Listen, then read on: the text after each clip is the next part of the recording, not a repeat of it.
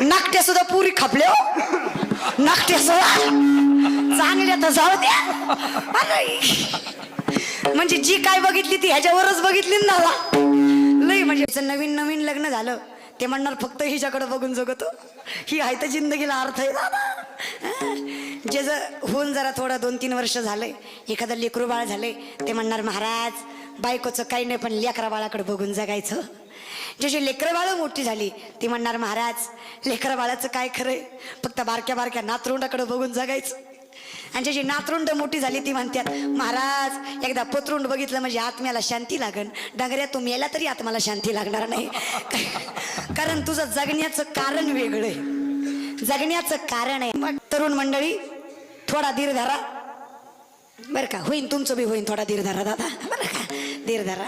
लय अवघड आहे. ते आमच्या पोरासोरांना सवय ना दादा कीर्तनाची. ती उगा मी आहे म्हणून गाबा जमले दुसरं काय नाही महाराज बरं का. त्याचा बडबडच करणार दुसरं काय करणार. त्याला बी अनुभव लागतो दादा. जाऊ द्या चला जागेवर या. म्हणून भक्तच व्हायचं आहे ना तर सगळे आशापाश. बरं आशापाश सोडले तर कर्मबंधन राहणार नाही बरं का. आणि भक्त व्हायचं असेल तर कर्मबंधनात अडकूनही चालणार नाही. कारण कर्मबंधन हे माणसाला धरून आलेलं आहे. श्रीकृष्ण भगवान सांगतात अदश्च मूलाने अनुसंतता आणि कर्मानुबंधीनी मनुष्य लोके. मग कर्म कुणाच्या ठिकाणी नाही तर माऊली सांगतात योगी तोही करीती परिकर्मे तेने न बंदी जाती. जे सांडिले आहे संगती अहम भावाची. अहंकार माया मोह आशा वासना ज्यांच्या ठिकाणी नाही त्यांना कर्म बांधू शकत नाही. आणि ज्यांना कर्म बांधू शकत नाही ते भक्त दादा. बघा कर्म बांधणं आणि भक्त यात फरक काय. देहाला उदास आहे तेव्हा ते जाऊ शकतात आणि देहाला इच्छुक आहेत तेव्हा ते येऊ शकतात. जिथं कर्म नाही तिथं जन्म मृत्यूचं बंधन नाही. कारण आपल्याला जन्म मृत्यू भेटतो त्याचं कारण आहे केले कर्म झाले उपजले मेले ऐसे किती. कारण काय कर्म. मग आता हरिमुखी गाता हरपली चिंता. मग आम्ही जेव्हा देहाला उदास हो तेव्हा म्हणू एक वेळ करी या दुःखा. आणि जेव्हा इच्छुक असोल तेव्हा म्हणू तुका म्हणे गर्भवासी सुखे घालावे. मग तो भक्त दादा एवढा अधिकार भक्ताकडे महाराज. पण तो अधिकार प्राप्त करण्यासाठी तेवढं देहाला उदास व्हावं लागतं. लक्षात घ्या संसार देह काही काळजी करायची गरज नाही दादा. सगळा काही भार देव वाहतो. बघा बरं का भगवंतावर प्रेम देहाला उदास होणं म्हणजे काय लक्षात घ्या. मंगळवेळाच्या भिंतीखाली चोखोबरायांचा मृत्यू व्हावा.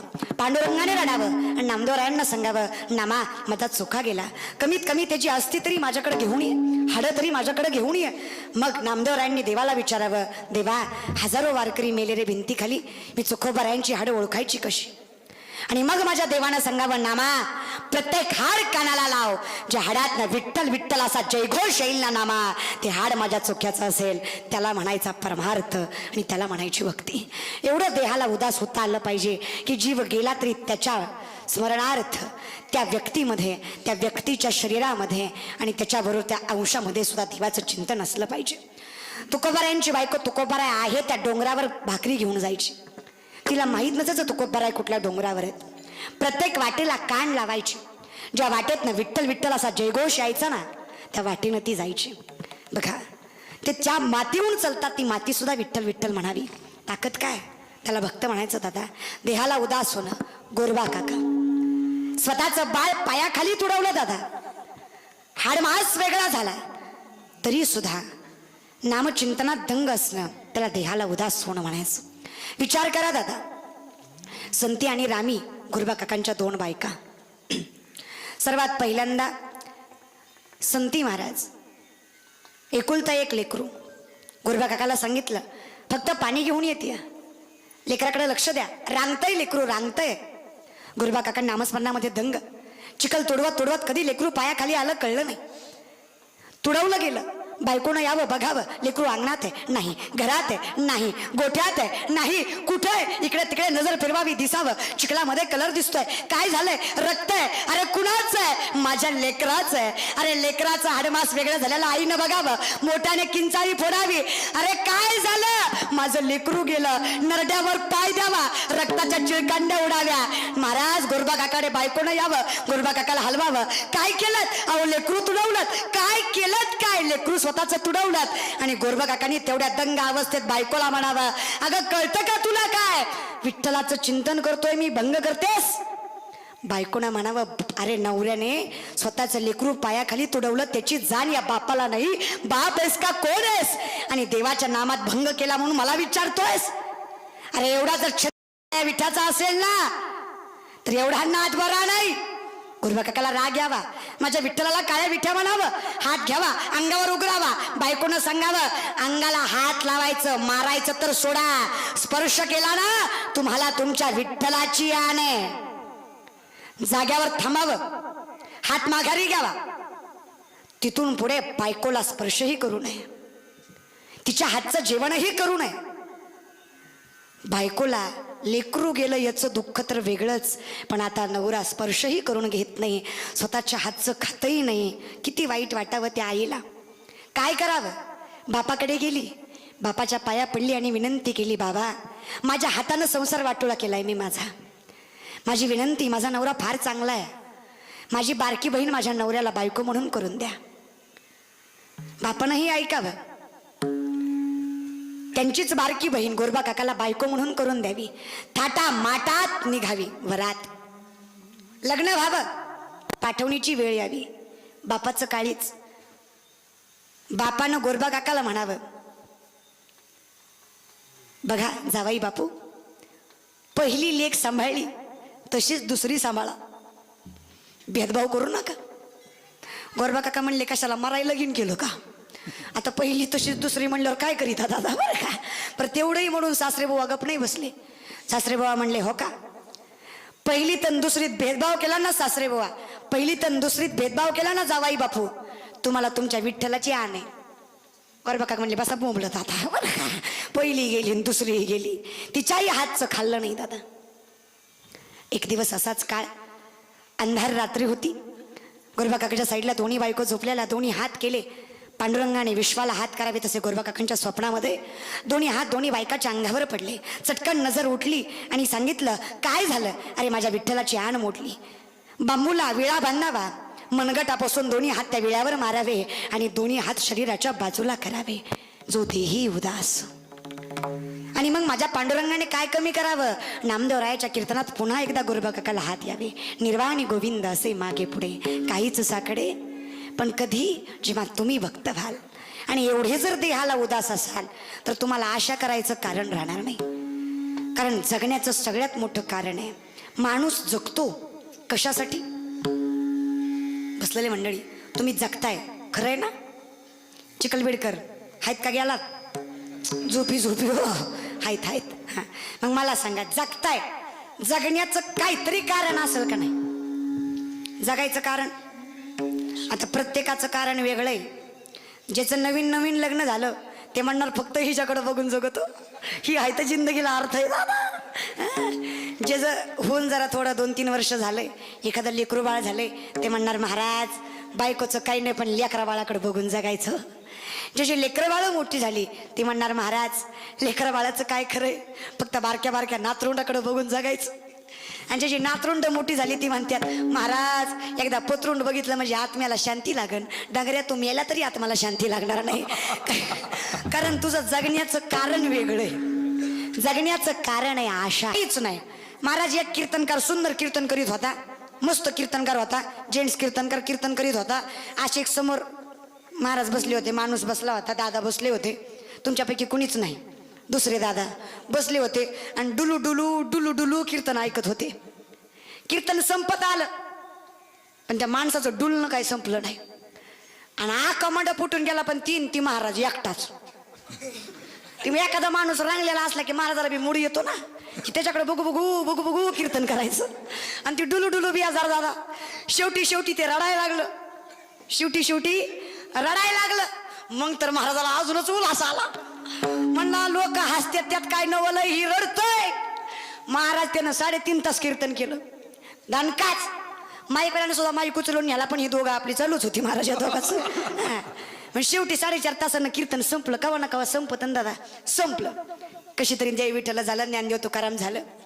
महाराज म्हणले दादा एवढी कीर्तन केली आयुष्यात, पण तुमच्यासारखा श्रोता अजून भेटला नाही. कशामुळे तुम्ही एवढं रडत होता आणि कशामुळे डुलत होता? मग ती महाराज म्हणला, पुढे बसलेला दादा म्हणला काही नाही महाराज, ती कसं आहे ना, तुमच्याकडे बघू बघू बघू बघू मला माझ्या हरवलेल्या बोकडाची लय आठवण यायची. त्या महाराजाला होती दाढी, ती डुलला की दाढी डुलायची दादा. ती म्हणला महाराज तुमच्याकडे बघू बघू मला त्या वाकडाची आठवण यायची आणि तुमच्याकडे बघू बघू मला समाधान वाटायचं म्हणून मी तुमचं कीर्तन इतकं मन लावून ऐकलं.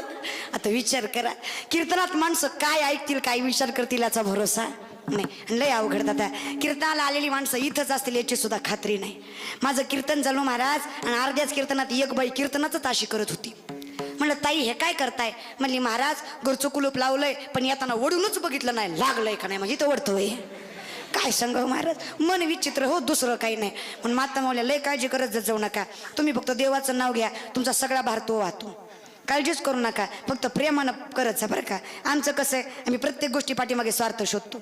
आज श्रावण सोमवार आहे, बऱ्याच जणांनी धरला असं धरला. हां मला शिवलीला अमृतामध्ये एक कथा आली गोड. शिवलीला अमृत एक ग्रंथ आहे, माझं नावाच्या पलीकडे एक ग्रंथ आहे. त्यामध्ये एक कथा आली 9व्या अध्यायामध्ये. भाव किती महत्वाचा आहे. एक भिकारी आणि एक राजा रोज शिवलिंगाची पूजा करायला जायचे. रोज राजा मात्र दही दूध तूप लोणी सोन्याचं ताट चांदीची वाटी घेऊन पूजा करायचं. अक्षिदा वा पंचामृत.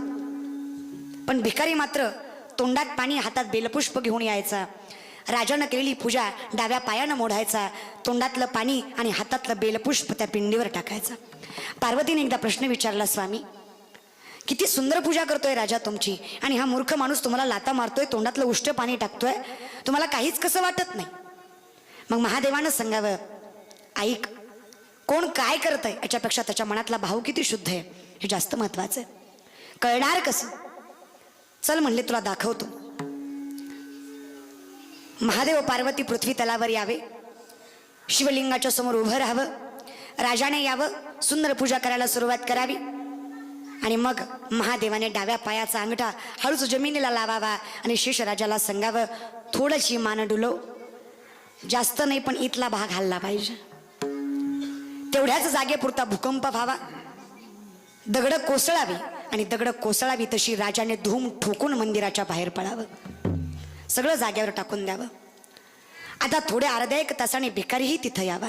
रोजच्या सवयीप्रमाणे सगळी पूजा पायाने मोडावी, तोंडातलं पाणी पिंडीवर टाकावं, बेलपुष्प पिंडीवर टाकावं आणि नामस्मरणाला बसावं.